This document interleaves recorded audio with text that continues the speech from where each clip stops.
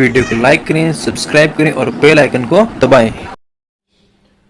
Hello everyone, स्वागत है आपका यूट्यूब चैनल पर। फ्रेंड्स, हम बात कर रहे थे अपने कंपोजिशन पार्ट के बारे में, जिसमें हमने है वो नोटिस पढ़ लिए हैं, एडवर्टाइजमेंट पढ़ लिए हैं, पोस्टर पढ़ लिया अपन ने और इन्विटेशन हमने पढ़ लिया।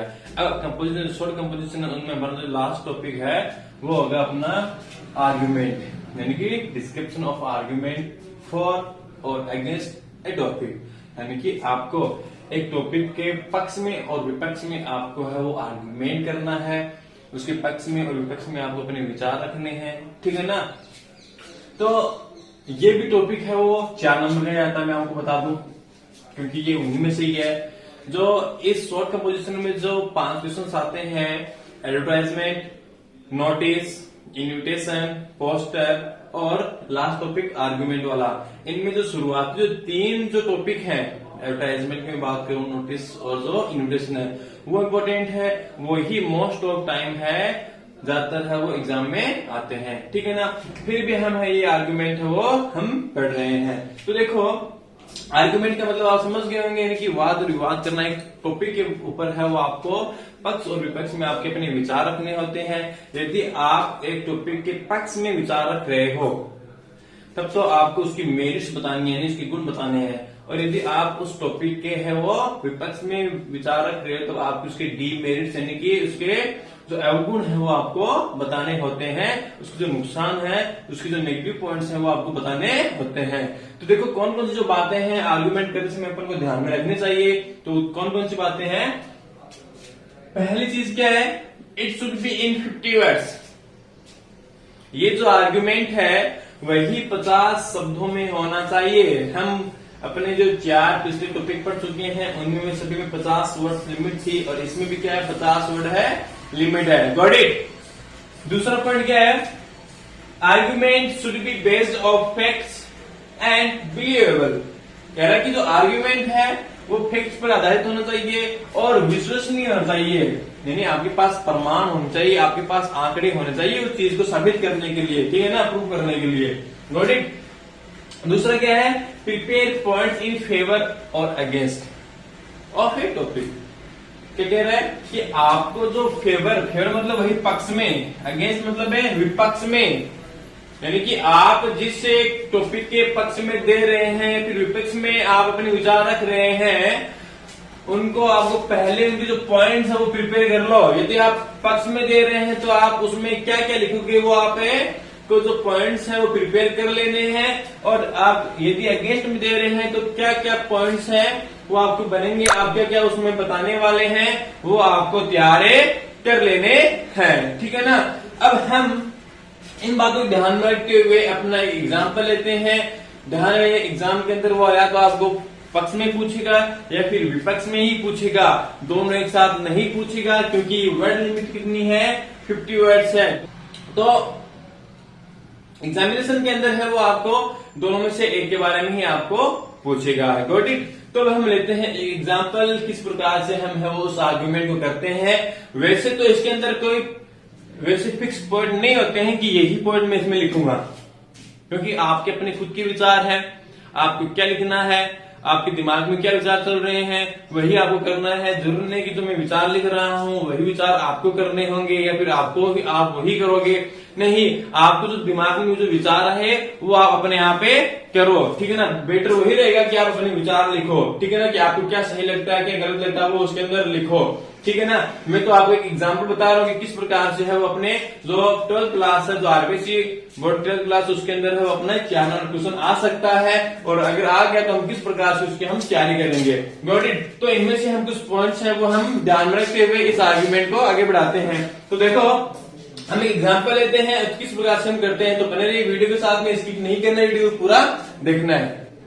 सो मैंने लिए एक एग्जाम्पल क्या है, देखो, write in 50 words what you want to say in the favour of the topic mobiles are useful for the students. ये मैंने यहाँ पर एग्जाम्पल लिया है। एग्जाम्पल क्या है, टॉपिक है अपना mobiles are useful for students.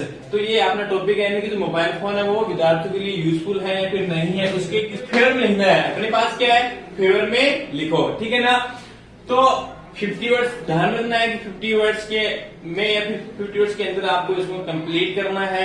मैंने एग्जांपल ले रखा है, मैंने बताया था आपको है वो इसमें फैक्ट्स और बिलीवेबल पॉइंट्स होने चाहिए। ठीक है, दूसरा कि आप जो टॉपिक करो उसके आप पहले है वो आप अपने पॉइंट्स हैं वो अपने दिमाग में रखो कि क्या क्या मुझे लिखना है। तो मैंने भाई दिमाग में रखा कि भाई ये जो पॉइंट इसके जो मेरिट्स हैं, इसके जो फायदे हैं वो मुझे क्या करने हैं, इसके अंदर लिखने हैं। तो मैं क्या करूंगा, contact with family and school, यानी कि मैंने इसके जो पहला जो बेनिफिट क्या है भाई इस मोबाइल फोन का, यदि मैं इसके फेवर में लिख रहा हूं तो उसके अपन को पॉजिटिव पॉइंट ढूंढने अपन को, ठीक है ना।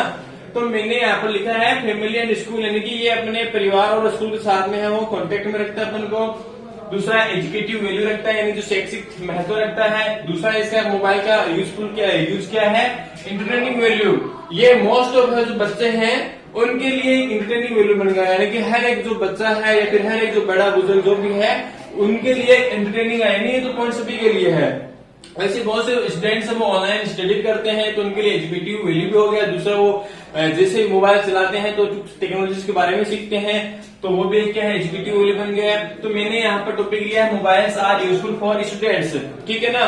तो आपको भी एग्जाम के अंदर इसी कैपिटल लेटर्स के अंदर और अच्छा बड़े बड़े अक्षर के अंदर आपको टॉपिक लिखना है। उसके बाद में आपको फेवर में लिखना है तो आप यहाँ पर फेवर लिखेंगे, अगेंस्ट में लिखना है तो आप यहाँ पर अगेंस्ट लिखेंगे। फेवर का मतलब पक्ष में लिख रहा हूँ, पक्ष में लिख रहा हूँ तो मुझे मेरे पास है वो पॉजिटिव पॉइंट्स होने चाहिए। Got it. तो मेरे पास ये पॉइंट्स हैं, इन्हीं को मैं यहाँ पर लिखा है मैंने यहाँ पर, ठीक है ना। तो देखो मैंने क्या लिखा है, mobiles are useful for students, mobile phone होते हैं वो बच्चों के लिए लाभदायक होते हैं, यूजफुल होते हैं।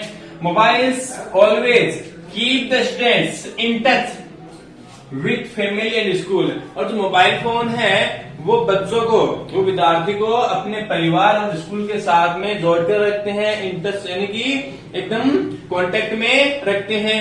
दूसरा, if a student meets with an accident it can be reported to the family through mobiles. क्या कह रहा है कि यदि एक विद्यार्थी के साथ कुछ घटना हो जाए, कुछ एक्सीडेंट हो जाए, तो ये जो रिपोर्ट है, इस घटना की जो रिपोर्ट है वो मोबाइल फोन के द्वारा है उसके परिवार के सदस्यों के पास से या फिर उसके जानकार के पास है वो जल्दी ही पहुंचे जाती है।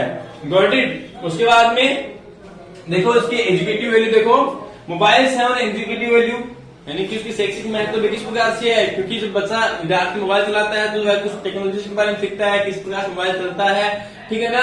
एक प्रकार से हम कह सकते हैं कि जिस प्रकार से आज के जमाने के अंदर, आज के इस टाइम में, इस दौर में एक कंप्यूटर का ज्ञान होना आवश्यक है, उसी प्रकार से तो वो कंप्यूटर का ज्ञान किस प्रकार से मिल सकता है, वो उस मोबाइल फोन के द्वारा मिल सकता है। क्योंकि आजकल जो सिस्टम आ रही है, जो टेक्नोलॉजी आ रही है, वो कंप्यूटर और जो मोबाइल फोन है उन दोनों के सेम आ रही है, जिससे कि जो बच्चा है जो कंप्यूटर लाने में असक्षम है वो मोबाइल से भी है वो जो बेसिक बातें हैं वो सीख सकते हैं। तो इसलिए एजुकेटिव वैल्यू है। Got it. दूसरा क्या है अपना एंटरटेनिंग वैल्यू, मनोरंजनात्मक है। देखो mobiles are source of entertainment, आप सभी सब लोग जानते हैं कि जो मोबाइल फोन्स हैं वो एंटरटेनमेंट के साधन हैं, यानी कि हर एक जो है यूट्यूब के ऊपर बोलते हैं, मूवीज देखते हैं, सीरियल देखते हैं, है ना, बहुत सारे कॉमेडी शो जो सीरियल है वो देखते हैं, शोज देखते हैं। तो इस प्रकार से एंटरटेनमेंट का साधन भी हो गया है, ठीक है ना। Thus mobiles are useful for the students। इस प्रकार से जो मोबाइल फोन है वो विद्यार्थियों के लिए एक उपयोगी साधन है, एक यूजफुल चीज है। तो इस प्रकार से हम एक जो आर्गुमेंट टॉपिक है, आर्गुमेंट का जो टॉपिक है वो हम कंप्लीट कर सकते हैं। आप इस प्रकार जो तरीका है वो आप अपना सकते हैं, लेकिन जरूर नहीं कि जो पॉइंट्स मैंने लिखे हैं वही पॉइंट्स आप लिखो, ठीक है ना। क्योंकि आप अपने खुद के दिमाग से पॉइंट लिखो, ये मैंने मेरे खुद के दिमाग से लिखे हैं, आप भी अपने खुद के दिमाग से लिखो, ठीक है। तो जरूरी नहीं कि आप सेम टू सेम यही लिखो, इसी प्रकार से कुछ और अदर टॉपिक पर अगर आर्गुमेंट आए तब भी आपको इसी प्रकार से जो पॉइंट्स है वो पहले बना लेने हैं, उसके अनुसार आप उनको सेंटेंस में यूज कर सकते हो, ठीक है ना। फेवर में आ गया तो आपको उसके पॉजिटिव पॉइंट ढूंढने हैं, अगेंस्ट में आ गया तो आपको उसके नेगेटिव पॉइंट आपको ढूंढने हैं। Got it. तो ये एक एग्जांपल था अपना, तो उम्मीद है कि आपको ये समझ में आया होगा। मिलते हैं अपने नेक्स्ट वीडियो।